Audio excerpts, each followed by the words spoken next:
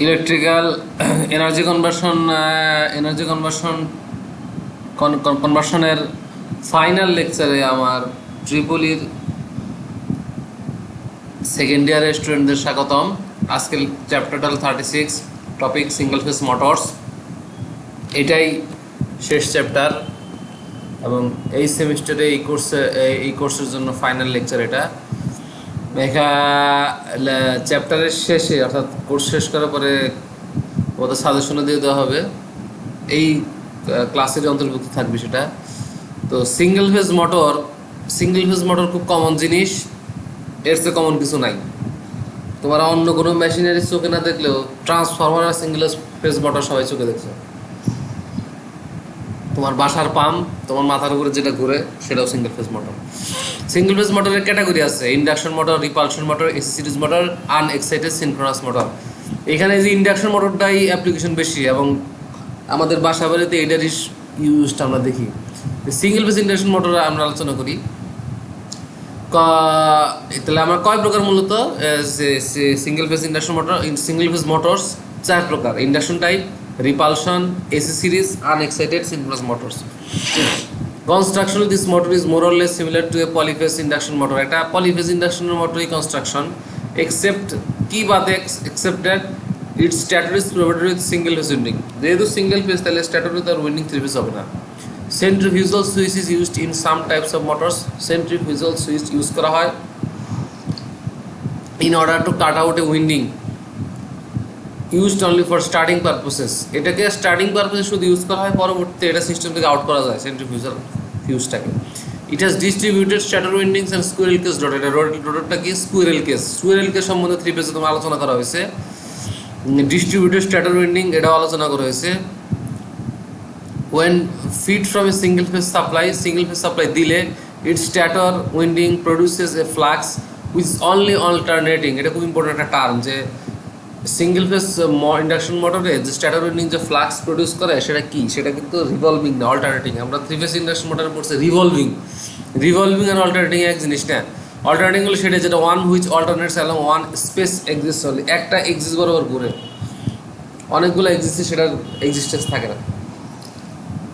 It is not a synchronously revolving flux, যেটা আমরা 3 phase induction motor produce করছিলাম, as is the case of a 2 or 3 phase stator winding feed from a 2 or 3 phase supply. Now an alternating or pulsating flux acting on a stationary squirrel cage motor. এখন কি কাজ করে?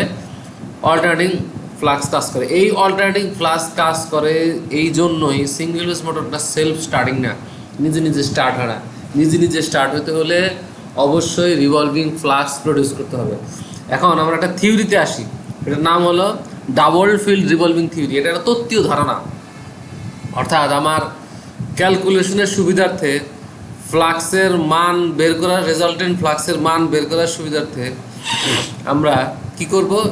an alternating this theory makes use of the idea that an alternating uniaxial quantity can be represented by 2 oppositely rotating vectors of half magnitude. আমি এই জায়গায় ধরে নিলাম যে আমার যে অল্টারনেটিং কোয়ান্টিটি ফ্লাক্সে সেটাকে আমি 2 ভাগে ভাগ করব। একজনের বিপরীত দিয়ে ঘুরবে এবং তাদের ম্যাগনিটিউড হবে, অরিজিনাল ম্যাগনিটিউড হচ্ছে অর্ধেক। তাহলে ডাবল রিভলভিং থিওরিতে কী করা হয়? অল্টারনেটিং ফ্লাক্স যে অল্টারনেটিং কোয়ান্টিটিটাকে সেটা 2 ভাগ করা হয়, তাদের 2টা ডিরেকশন একজনের অপোজিট থাকে এবং তাদের ম্যাগনিটিউডটা কি? হাফ ম্যাগনিটিউড হয় অরিজিনালটার চেয়ে। এখানে আমার যেটা কথা সেটা হলো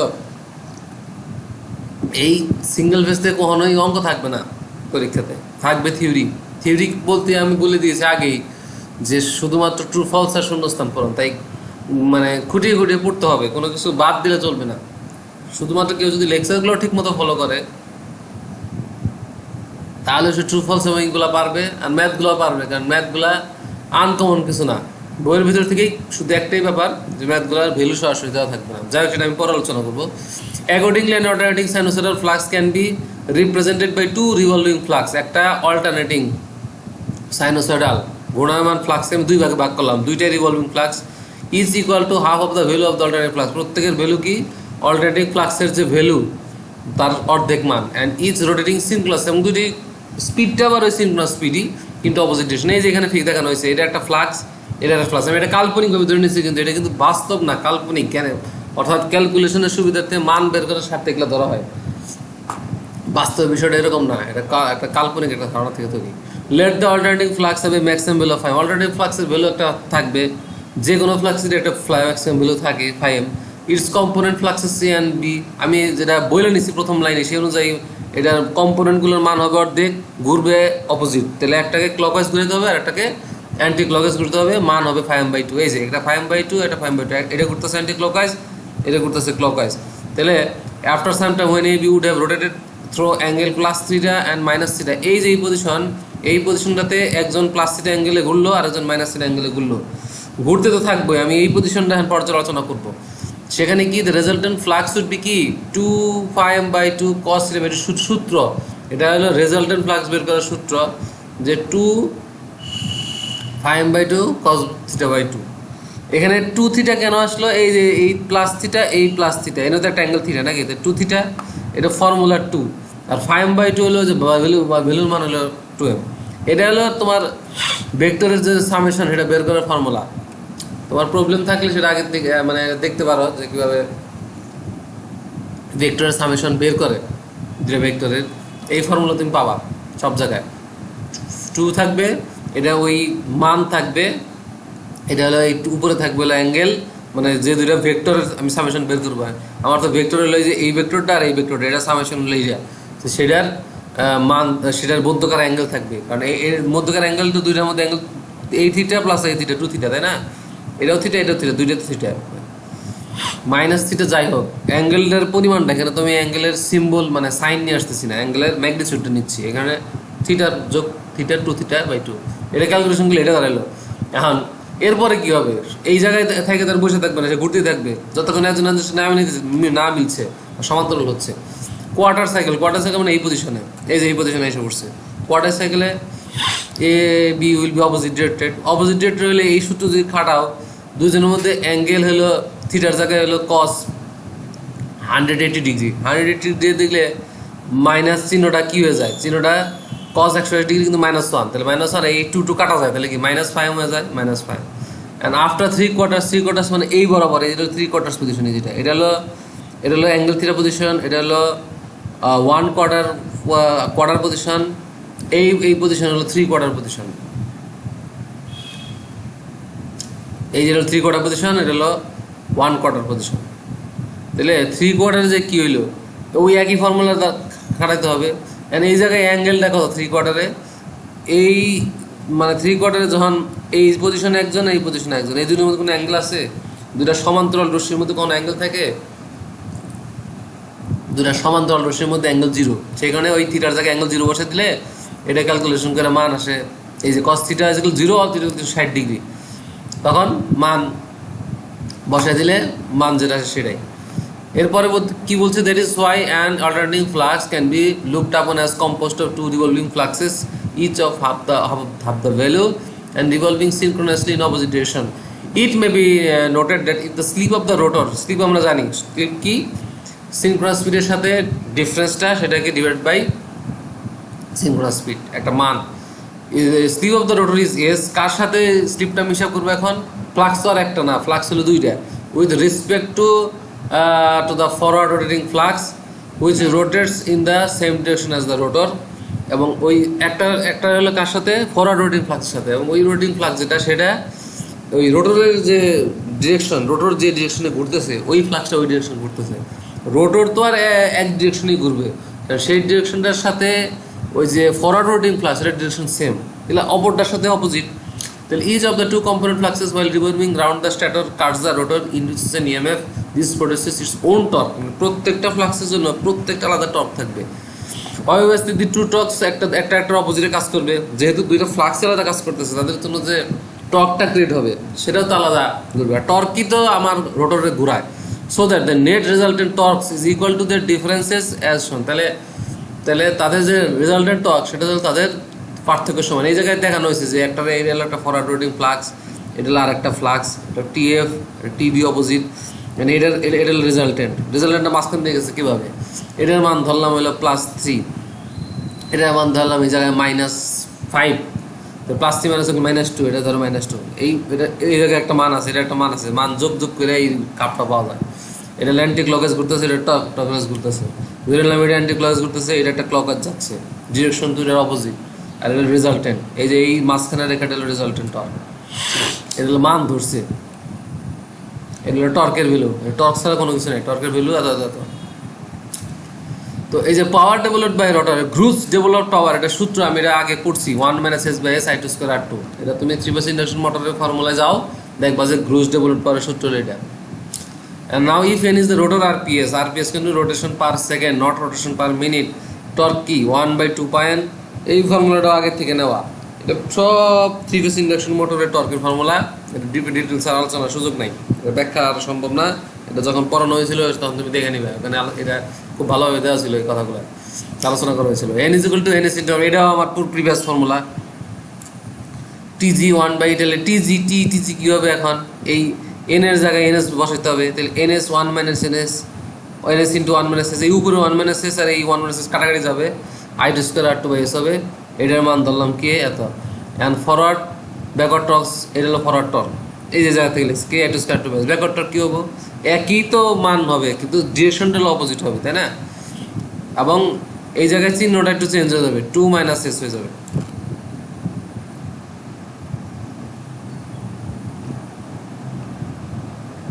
কেন, এই যে এই আলোচনাটা এখানে বলছে, if it be noted that if the slip of the rotor is s with respect to the forward rotating flux one which rotates in the same direction the rotor, then its slip with respect to the backward rotating flux। স্লিপটা হলো forward rotating যে flux, সেটা স্লিপটা হলো s, and backward rotating flux সেটার সাথে slip একই হবে। স্লিপটা হলো দুইটার মধ্যে স্পিডের ডিফারেন্স, তো ওইটার ক্ষেত্রে স্লিপ s পাইলাম, এটার ক্ষেত্রে স্লিপ আমার আর একটা হবে, সেটা হলো 2 - s। সেই কারণে এই জায়গায় আসছে s না বসে 2 - s। কথা কি বুঝতে পারছো? এই 2 - s হলো ব্যাকওয়ার্ড রোটেটিং যে টর্ক এবং যে রোটরের যে স্পিড, তার মধ্যেকার স্লিপের ভ্যালু। আর এটা হলো ফরওয়ার্ড রোটেটিং টর্ক এবং রোটরের যে স্পিড, তার মধ্যেকার স্লিপের ভ্যালু। একটার ভ্যালু s হবে আর একটার ভ্যালু অবশ্যই 2 - s হবে। স্লিপের ফর্মুলাটা কি ছিল, n ns n / ns, তাই না? তো তুমি n তো ফিক্সড, ns তো ns এর মানটা একটা হলো প্লাস ns আরটা হলো মাইনাস ns ধরো, ওই হিসাব করলে দেখা যায় যে মান হয়ে যায় হলো ক্যালকুলেশনে 2 - s টার্মটা আসে।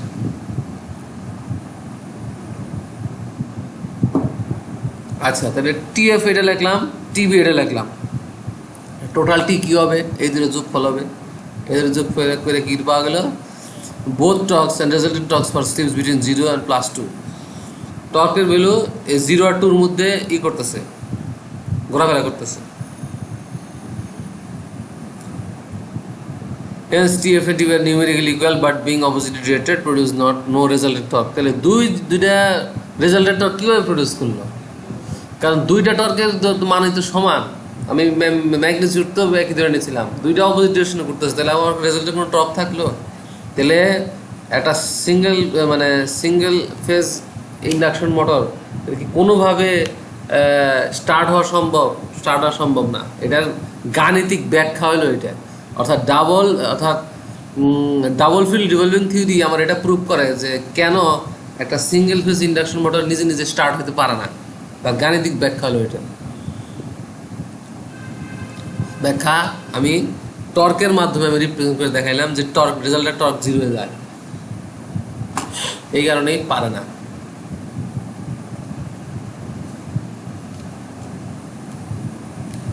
আচ্ছা, এরপরে আমার আসলে making single phase induction motor self starting. যেহেতু সেলফ স্টার্টিং না, কিন্তু আমরা আমাদের বাসায় দেখতেছি যে সুইচ দেওয়ার সাথে সাথেই উপরের ফ্যান ঘোরা শুরু করে, ওরে ঘুরে দিতে হয় না, দিতে হয় যদি ক্যাপাসিটর নষ্ট হয়। তাহলে কীভাবে আমার এটা করা হয় সেটা আলোচনা এখানে। To overcome this drawback and make the motor self starting, it is temporarily converted into 2 phase motor. তাহলে এটার বুদ্ধি একটাই, রিভলভিং ফ্লাক্স ক্রিয়েট করা। কীভাবে রিভলভিং ফ্লাক্স ক্রিয়েট করা? রিভলভিং ফ্লাক্স যাদের হয়, অর্থাৎ 2 ফেজ বা 3 ফেজ যাদের উইন্ডিং, তাদের মতো করা, সেটা টেম্পোরারিলি কনভার্ট করতে হবে। ওইভাবে কীভাবে?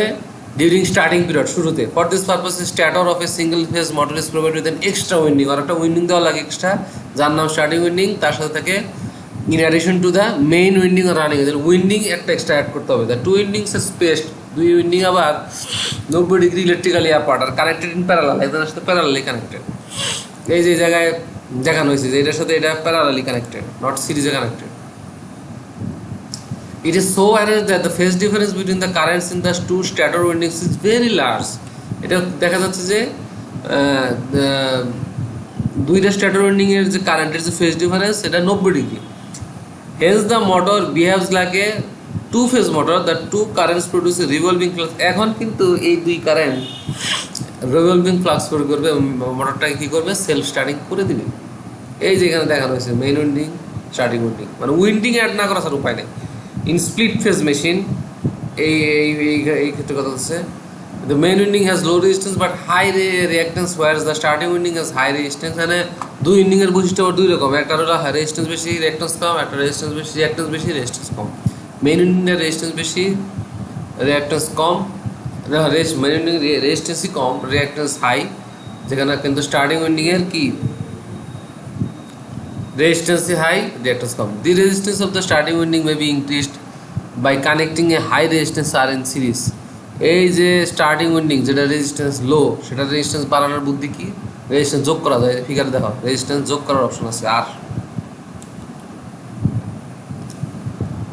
in it or with bar by choosing a high resistance fine copper wire for winding purposes, অথবা high resistance fine copper wire অথবা তার দিলে হবে। Hence as shown in figure the current IS drawn, the IS starting winding যে current এটা না বলে IS drawn by the starting winding lags, স্বাভাবিকভাবে যেহেতু উইন্ডিং তো সেটা তো কোনদিন লিড হতে পারে না, নর্মাল উইন্ডিং কারেন্ট লিড করে যদি ক্যাপাসিটর থাকে, তাই না, তো সেক্ষেত্রে ল্যাগ করবে ভিকে। আবার IM by a small angle what's current IM হলো মেইন উইন্ডিংয়ের কারেন্ট, সেটা মেইন উইন্ডিং এটাও ল্যাগ করবে, এটাও ল্যাগ করবে বেশি অ্যাঙ্গেলে, দুইটাই ল্যাগ করবে, তবে দুইটার অ্যাঙ্গেল হবে আলাদা। এই কারণে যে ভির সাপেক্ষে IS এরকম IM এরকম, কারণ আমি আগেই বলছি IS আর IM এর মধ্যে 90 ডিগ্রি ইলেকট্রিক্যালি অ্যাপার্ট, অর্থাৎ IMটা আর IS এর মধ্যে 90 ডিগ্রি ইলেকট্রিক্যালি অ্যাপার্ট হওয়ার কারণে যেহেতু দুইটাই ইন্ডাক্টর দুইটাই ল্যাগ করবে, বাট মেইন উইন্ডিংটা আরও বেশি ল্যাগ করবে।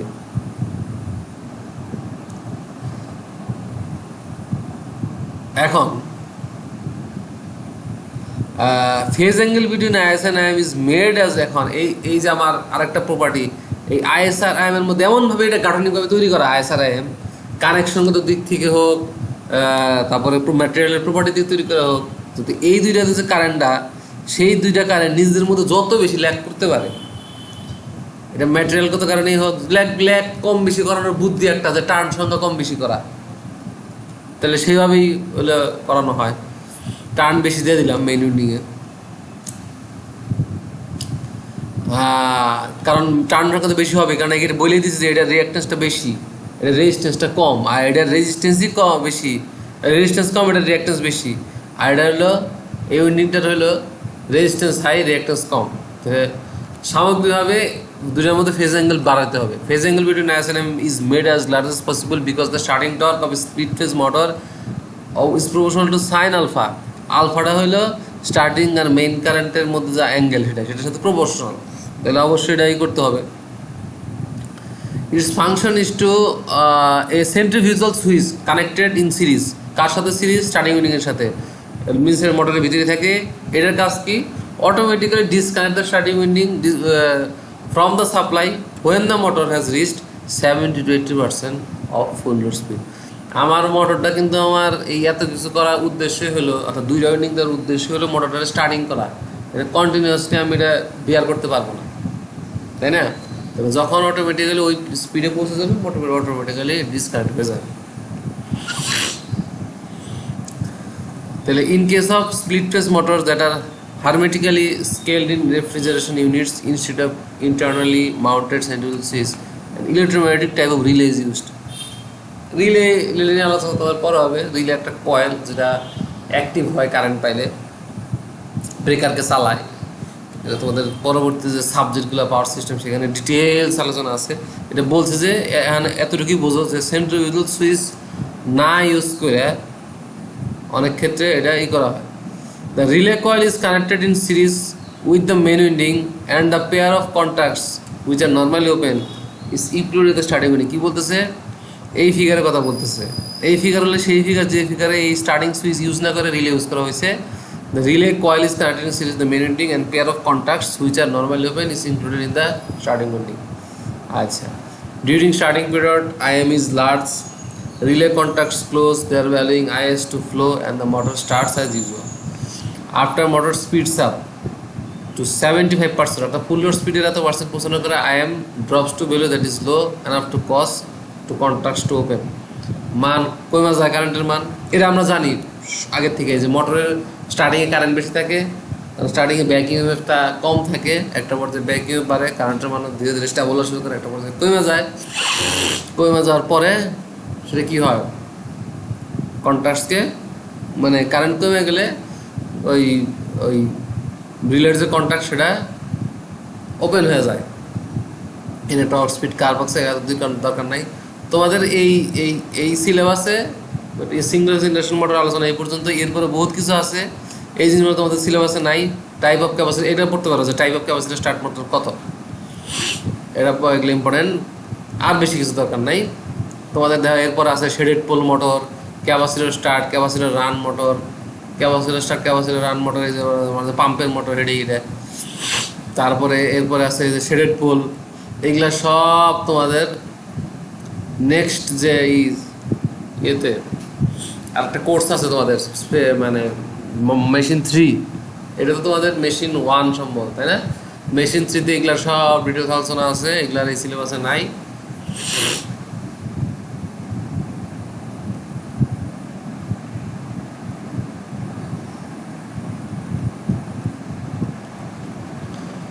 তাই আজকের আলোচনা এই পর্যন্তই। আর ফাইনালি সাজেশনের ক্ষেত্রে বেশি তো সাজেশন দেওয়ার উপায় নাই, শুধু এটুকু বলতে পারি যে তোমাদের কোশ্চেনে ওই ট্রু ফলস আর ওই শূন্যস্থান মিলে সর্বোচ্চ 10 থাকবে, বাকি 40 থাকবে ম্যাথ জোর দিয়ে করো। আর সবচেয়ে মজার বিষয় হলো এবারের পরীক্ষায় ম্যাথের যে ভ্যালুগুলা, অর্থাৎ কোশ্চেনের মধ্যে যে ভ্যালুগুলা থাকবে, রেজিস্ট্যান্সের মান ধরো, বল ধরো, অন্য যে কোনো মান, সেগুলি সরাসরি দেওয়া থাকবে না। সেই মানগুলো তোমার ডিরাইভ করতে হবে। মানগুলো তোমার রোল নাম্বার ধরো বা তোমার নাম, এই জায়গার কোনো ভ্যালুর থেকে আসবে। তাই একজনের সাথে আরেকজনের ডাটা মিলবে না, সলিউশন মিলবে না। তাই যারা বোঝো না এখনো, তারা নিজের নিজেদের মধ্যে আলোচনা করে বা কোনো প্রবলেম থাকলে আমাকে কমেন্টসে জানিয়ে হোক, সমস্যা সলভ করার চেষ্টা করো। ম্যাথের প্রবলেম থাকলে ম্যাথটাকে জোর দাও, ম্যাথেই কিন্তু 40 নাম্বার থাকবে। সরাসরি কপি করার কোনো অপশন থাকবে না, এটা সম্ভবই না যে তোমরা আরেকজনের কাছ থেকে কপি করে এটা আপলোড করবে, কারণ তোমার রেজাল্ট আর আরেকজন রেজাল্টই মিলবে না, প্রত্যেকের রেজাল্ট আলাদা হবে। অতএব বি কেয়ারফুল। আর তোমাদের আরেকটা টপিক আছে, এটা হলো ভেক্টর ডায়াগ্রামস। এটা ট্রান্সফরমারের একটা টপিক, সেই জিনিসটার একটা সফট কপি হোক বা ভিডিও হোক আমি একটা দিয়ে দিব, এটা তোমরা নিজেরা দেখে নিও। খুব বেশি জটিল কিছু না, দেখলেই বুঝবা। তা আজকে আলোচনা এই পর্যন্তই। আল্লাহ হাফিজ।